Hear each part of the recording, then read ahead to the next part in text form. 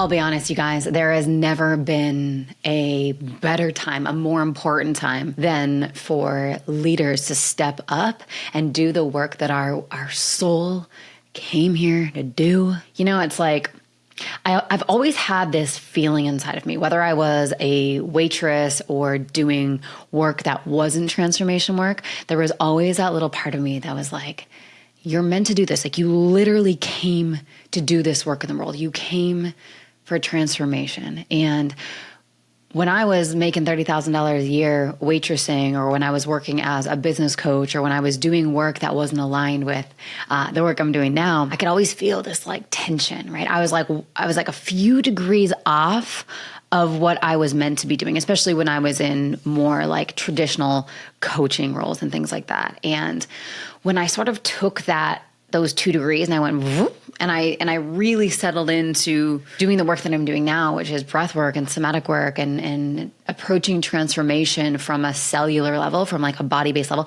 That's when things really began to not only feel more fulfilling, feel more amazing, feel more just purposeful, but that's when my business began to really explode, and the clients that I was helping just the results were exponential. And there's never been a better time to do this work in the world. As the world is speeding up, as AI is exploding, as like screen time is going up and real connection is going down, more than ever, people are living in their heads. They're living numbed out. They're anxious. They're emotionally fried, and they don't really realize how disconnected they are from their bodies. And one of the greatest gifts that we can do for people is pull themselves back into their remembering, pull themselves back into their body, back into their hearts, back into their souls. And this is the power of leading breathwork. This is the power of leading somatic work. And so I put together a masterclass for you guys on how to grow your income, your impact, and your freedom by becoming a breathwork facilitator. So whether you're already a coach and you're like, I just want my work to be deeper, more meaningful, more purposeful, and more sustainable, or maybe you're an aspiring coach, like you know that you're meant to help people in this world, but you haven't really found that right vehicle, my invitation to you would be to go to pausebreathwork.com/next level. That's pausebreathwork.com/next level. I will send you this masterclass for free. You can watch it on 2x speed, so you can listen to it as you're going for a run, or let's be honest, I don't know. Does anyone still run? I find running so excruciating, but maybe going for a nice beach walk or doing the dishes or whatever it is, and sink into that and see if that feels like an aligned fit for you to step in and start doing this work. So that's pausebreathwork.com/next level. All right, let's get into today's episode. Can't be contained.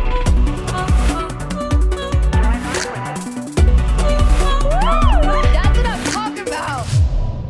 All right, welcome to part 2 of the Burnout series. I am walking you guys through it over the next 4 weeks. If you missed mental burnout, go back to the last week of the podcast and sink your teeth into that one of how to alleviate and liberate some of the mental burnout that you're experiencing. The way that I'm mapping out burnout to really support you is mental burnout, emotional burnout, physical burnout, and spiritual burnout, and how we can really begin to identify how that seeps into our world and how it begins to have an impact. I've shared this multiple times, but I feel like burnout is this silent epidemic that we all are struggling with, but we don't know how to get out of. And sometimes it can feel so subtle. And if we can notice the subtleties and we can pull back from the subtleties and actually give our bodies what they need in those early stages of burnout, we're not going to get to like level 10 where we want to just like literally burn our entire lives down because we feel burned out. So emotional burnout is what we're talking about today. And that is this state of just chronic exhaustion. And I used to explain this as like, it's the kind of exhaustion that sleep can't touch. You know, it's like this soul exhaustion. Like my soul is tired. My body is tired. I feel like detached from the things that typically light me up so much. I feel just like, ugh. You know, emotional burnout for women is so prevalent because of the overextending, the people pleasing, the overgiving, the giving until I have nothing left. And then I feel like a warm bag of shit, right? It's so often that women just give and give and give until they have nothing left. And we've never been taught like, hey, when we give to ourselves first and we fill this resource, this energy, this body up first, then we can actually give from a place of overflow. And then the giving actually feels good. That was one of the biggest lessons when I began to really rewire burnout in my system. Because if you didn't listen to the podcast last week, I was just sharing how in my career, there was like, I would pedal to the metal, like go, go, go, go, go. Then I would smack a wall. I would slide down the wall. I would just be out for like days, if not weeks. And then I would like do it all again. And I didn't know the art of energy conservation. I didn't know the art of pulling back. I didn't know my enough points. I just didn't know.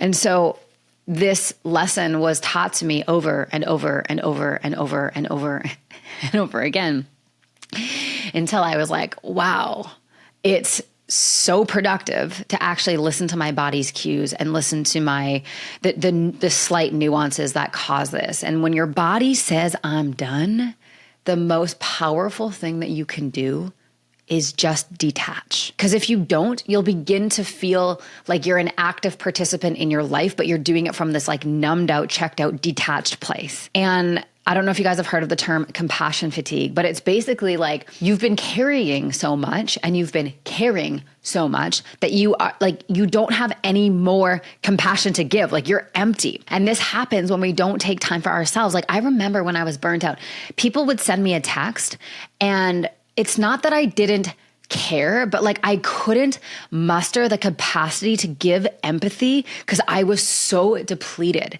And that was such a wake up call for me because I am such a highly sensitive, empathetic person. If someone's, if someone's sick, I'll just send them ramen, or I care so much about people when I'm in my highest, when I'm in my aligned state, when I'm in my power. And I was beginning to feel like, why do I feel so detached from this experience? And I'm like, that's not me anymore, right? And so it reduces empathy and it puts us into that state of just having severe compassion fatigue. Women are designed to nurture. We're designed to care. We're designed to love and all of that. And that actually feels so natural to us. Like that's beautiful. That's second nature. But when we don't prioritize ourselves first and we're doing that from a place of emotional burnout, it's not fun. You're like, go make your sandwich yourself, Johnny. Like it's not, we just don't want to. So how do we get out of that? And some other symptoms of emotional burnout are irritability, like just irritated at everything. Whether somebody cuts you off or you get a bad email or whatever it is, when there's no emotional resource, like when the energy is not resourced in your body, the smallest little thing is going to feel like a gigantic mountain. The smallest little email, someone cuts you off, your husband didn't do the dishes, it's going to feel like overwhelmingly WTF, like why did you just do this? And so when we can really, really, really learn that those early signs of irritability is not because people are annoying, now, like full stop. It's because the body doesn't have enough energetic energy in order to actually hold capacity for the thing that is happening, right? Another big one is just crying easily, right? And this one for me was so interesting because I am a highly sensitive, emotional person and I do cry really easily. Like if I watch a movie, I'm just in tears the whole time if I'm watching a movie or whatever. And I would cry and I'm like, oh, it's just my hormones. I'm just getting my period. And then I was like, no, I'm crying like every day of the week. I'm like, I don't think that I'm in my luteal phase every day of the week. Another sign for me was like just this chronic anxiety, this dread. Like I remember when I was burnt out, it would be Monday morning and I would be going on to my leadership team meeting at 9 a.m. and at 8:55, I'd be having a panic attack. And I'm like, wait a sec, this is my freaking company. Like, why am I dreading this? And it's because I was so burnt out and I'm like, I can't. If someone puts one more thing on my plate, like I'm going to internally combust. And so that's another sign. Difficulty regulating your emotional responses, right? So you either go into like outbursts and you get reactive, or you go into a collapse and a shutdown, and regulating those experiences is really challenging. Why? Again, because we don't have the resource. When women are resourced, we're so powerful. That's why we have to receive, you guys. We gotta receive. Like we are designed to receive, right? Another sign of this is just withdrawal. Emotional withdrawal, isolation. You stop responding to group chats. I mean, those are a lot anyways. But you're like, I can't even respond to one more text message. It's like this withdrawal. And then some more of like the somatic experiences in the body, is just like a tightness in your jaw, that like lump in your throat that never really seems to go away. You notice yourself, if you do notice, shallow breathing or just low breathing. Emotional fatigue, right? That doesn't go away with sleep. Like I remember when my sleep scores on my Oura Ring were like so high, but I would wake up so tired. I'm like, what is happening right now? And I was like, okay, my emotional tank is so depleted that rest can't even touch this. And I've never been someone who like avoids conflict, but when I didn't have the emotional capacity to have the courageous conversation or to call someone out when they're not hitting their metrics in my company, I just went into avoidance. I was like, it was like this detached feeling of like, I don't even care, whatever. Even though I deeply do care, it was this feeling of like my protectors and my ego were like, just don't even care. Chronic emotional suppression. So when we're constantly suppressing our own needs, suppressing our own emotion, it decreases the prefrontal cortex function, okay? So this is where this prefrontal cortex is responsible for regulation, for decision-making, all of that. And there's a Dr. PhD, Christina Malich, says, when we are required to act happy or stay strong in emotionally taxing situations, we enter a stress state where cortisol becomes dysregulated. And over time, this wears down our emotional resilience. So oftentimes we can be like, oh, I'm just weak, or I'm this, or I'm that, or whatever it is. And it's like, that's not actually, you're not weak. You just don't have the emotional resilience because you're burnt out to be able to handle whatever is happening in your world, right? Your nervous system is wired. Like all of our nervous systems are wired to feel, to process, and to release. But most of us never give ourselves the space to actually just feel. We don't give ourselves the place to feel. So when we don't give ourselves the place to feel, emotional burnout is what happens when your nervous system, your body is flooded with emotionality that has nowhere to go. It has to be digested, right? When we eat food, I just had a cheese quesadilla. Eric calls it a girl dinner, but I'm like, I don't know. I got on this like cheese quesadilla thing. This is such a sidebar. This has nothing to do with what I'm talking about, but I'm obsessed. Siete wraps with some nice cheddar. Oh my God. I'm like, okay, Sam, you can have one a week. And now it's gone to like 3 a week. But anyway, I digress. When I eat my cheese quesadilla, what happens? It digests in my body, right? There's a digestion process that happens. Well, it's the same thing that happens with our emotions. Like when we bring something in, when content happens in our world, we've got to digest the content. We've got to let it go. We've got to let it move through the body, right? And when it does that, we have spaciousness. Emotions that are not felt, they don't just disappear. They fester, they mutate, they seep into everything that we do. Always. That's why we have these reactions. So it's up to us to metabolize that emotion, to feel it. Well, in order for us to actually metabolize and feel it, we have to feel safe to do that. And so many of us were brought up in homes where it's like, you can't feel, crying's for losers. And it's like emotionality, the processing of emotionality was demonized by a lot of our caregivers, right? Especially for those of us who had really non-emotional father figures who are just like, get your shit together, be strong, right? We've learned to shut down that part of us. And so when we shut down the ability to process our emotionality, it just gets stuck in our bodies. So you're burnt out because you're constantly managing your emotions. You're holding them together, right? And that's a full-time job to hold your emotions together. I can't even tell you, like when I teach breathwork and I have like 30 people in my class, and I just give people permission to just break down like everybody does. Because we're all holding emotionality right underneath the surface. And when we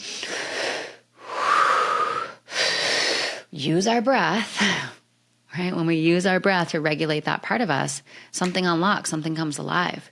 We begin to process whatever is there. And the beautiful thing about this is we don't have to understand or know why. We don't have to know why. Like, why are you crying? It doesn't matter. Just let it go. The body knows how to process. We just have to let it. But we live in a world where emotional suppression is freaking glorified, right? Don't cry. Be the strong one. Get it all together. The frame that I love using, and I think this came from Brené Brown, but it was strong back, soft heart. Meaning I'm powerful AF, but I have the emotional capacity to actually feel. And those two things live together, right? Those two things live together. We can be strong as hell and also soft. Be strong as hell and also soft. We learn early that vulnerability is a liability, right? So we armor up and we're like, I'm going to be successful, right? And here's the kicker, like misery loves company. So we've created a culture. We bond over burnout. We've created a culture around burnout, and we're all just living in this disgusting soup of being overwhelmed all the time, and we're missing the point of life. We didn't come here to pay bills and die. We came here to live out our greatest life adventure, but we can't do that when we are surviving, not thriving. So we have to give our body the energy that it actually needs in order to get from that place of survival into thriving. And then and only then can we set ourselves free and live these lives that feel so liberated. God, we all have the ability to do that. And guess what? It costs nothing. It costs nothing. So I'm going to give you some tools, some really tangible tools that you can use. One of the things that I love to really tap into my emotional, if I'm feeling emotionally burnt out, is vagal toning breath work. So I love doing this. It literally takes 5 minutes. It's so quick. Inhale through the nose for 4 counts. Exhale with sound for 8. Make sure you do the sound.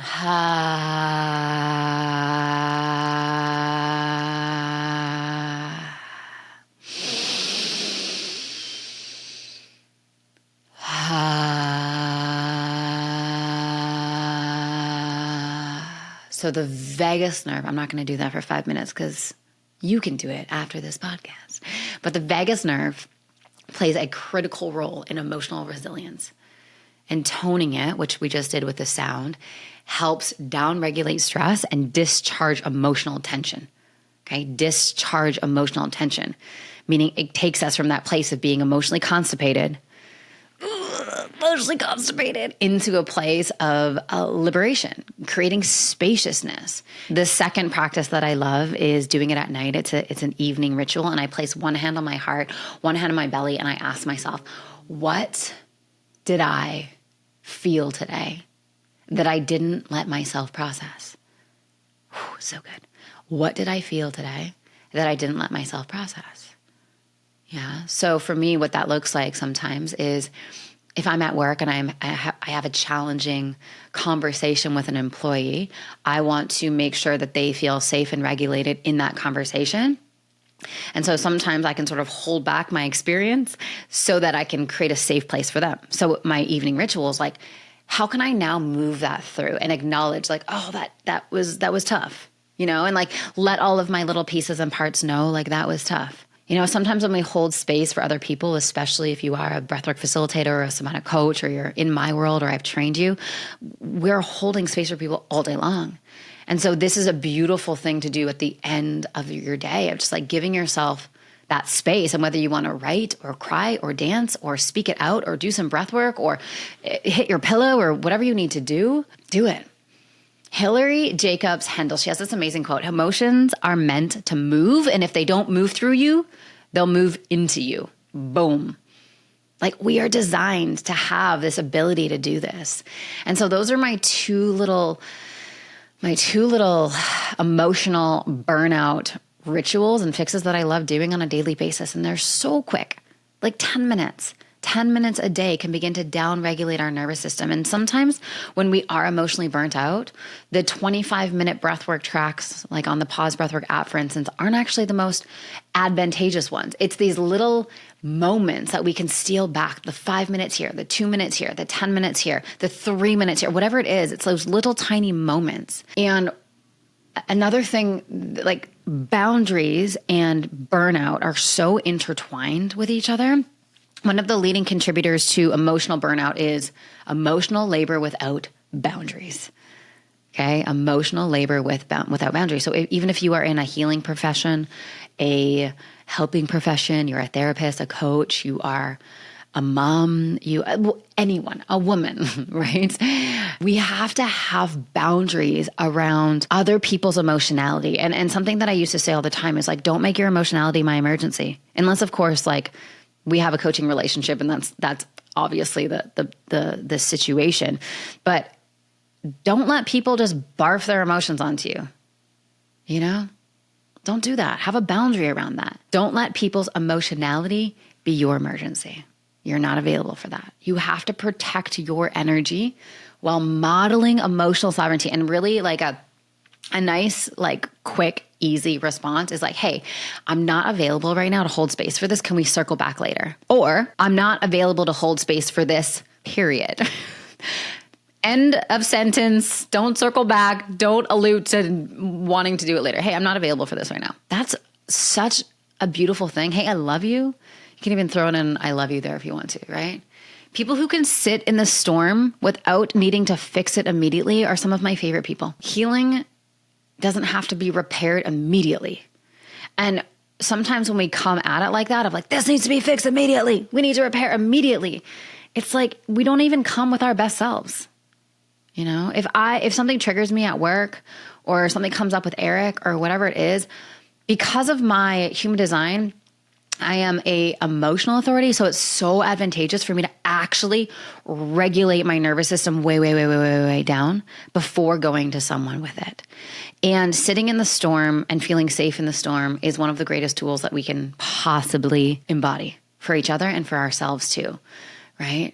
To wrap this podcast up, emotional burnout does not mean you're weak. It actually means you've been strong for far too long without actually being held. And when we give ourselves the grace, the permission, the respect to be held, to receive, to slow down, to say no, to have boundaries, to feel, to give ourselves the space to feel, to process everything that is coming at us 24/7, our energy begins to increase. When we increase our energy and we increase our resource, then we can hold things and they don't feel so heavy.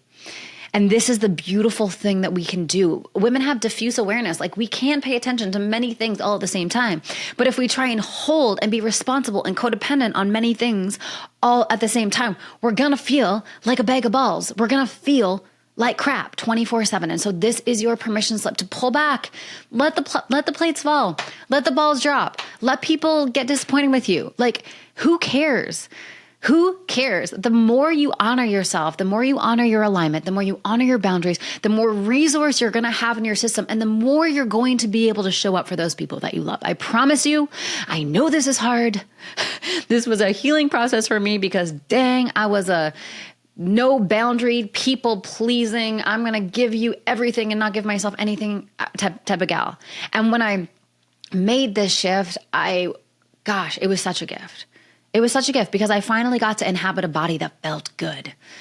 I got to be in this body that feels electric and energized moment by moment, day by day. And guess what? Everything was fine.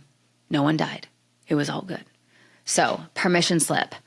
Heal the emotional burnout by coming home to yourself and do these little rituals in this podcast because it is going to help you so much.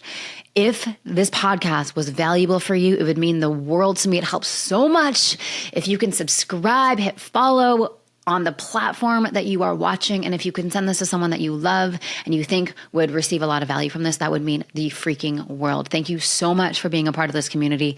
Thank you so much for just being amazing.